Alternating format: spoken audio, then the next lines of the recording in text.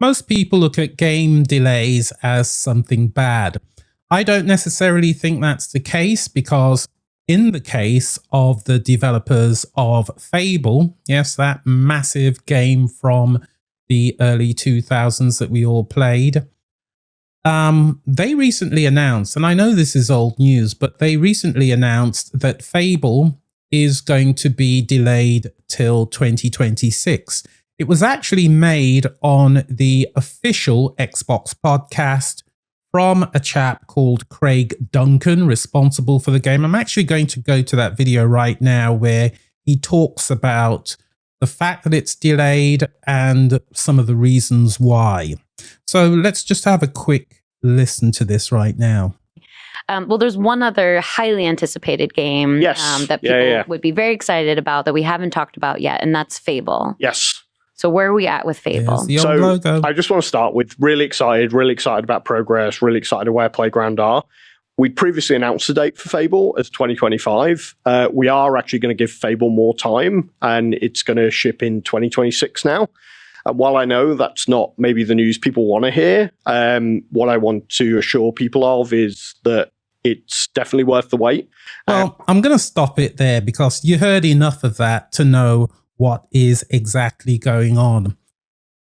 I don't have a problem with a game being delayed if it simply means that it's going to be finished properly and refined, just to make sure that everyone can play it, enjoy it, and get the most out of it. I think with some games today, they're pushed out way too often, and for some companies, it just ends up being a bit of a cash grab.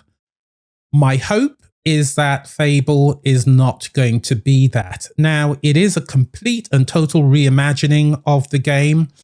I'm sure you'll remember the trailer from a few months ago. We've actually got some pre-alpha gameplay footage. It's only about a minute or so. Let's just take a quick look at it now.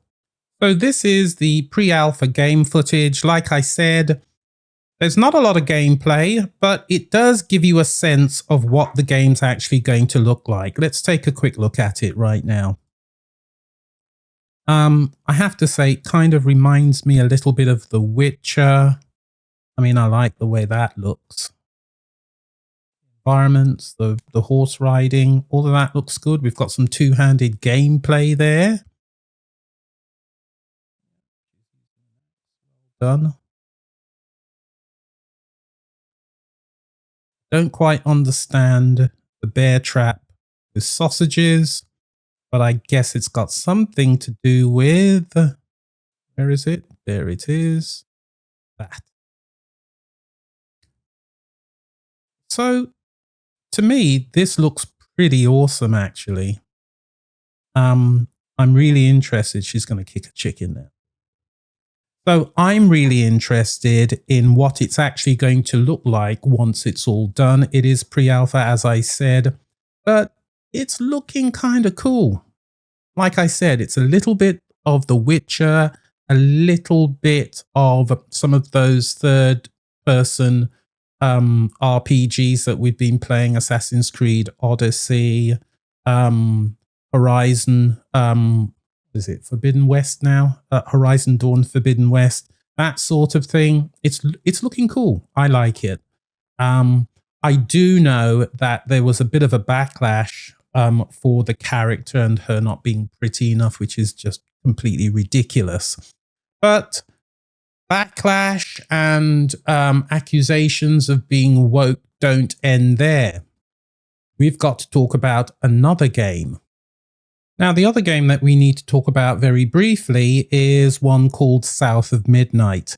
The trailer's been out for a while. It's coming out on, I believe it's the 8th of April. Now, you can see the trailer playing in the background there. It's got a very interesting style to it, I think, which is a little bit of League of Legends, you know, the animation style from the Netflix show. And there is a stop motion effect in a lot of the cutscenes. Now, I actually think it would have been quite well, not really a gimmick, but it would have been quite a thing to include that stop motion kind of trick in the actual gameplay. I guess it would have made it a little bit more interesting. Now, I'm not reviewing the game because it's not come out yet, but I am certainly reacting to some of the comments that I've seen. Some people find it interesting. Others think it's a game that's about 10 years old in terms of what it's trying to achieve.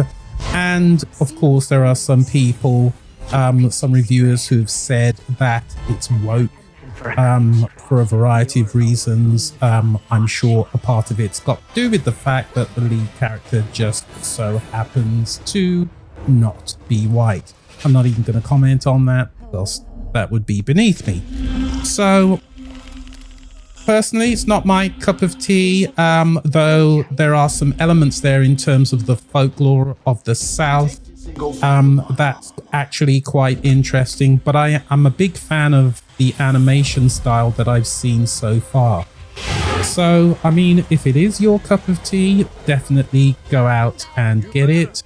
But I don't know if I'll be playing this. Might take a look at it a bit later on, perhaps, but definitely not at launch.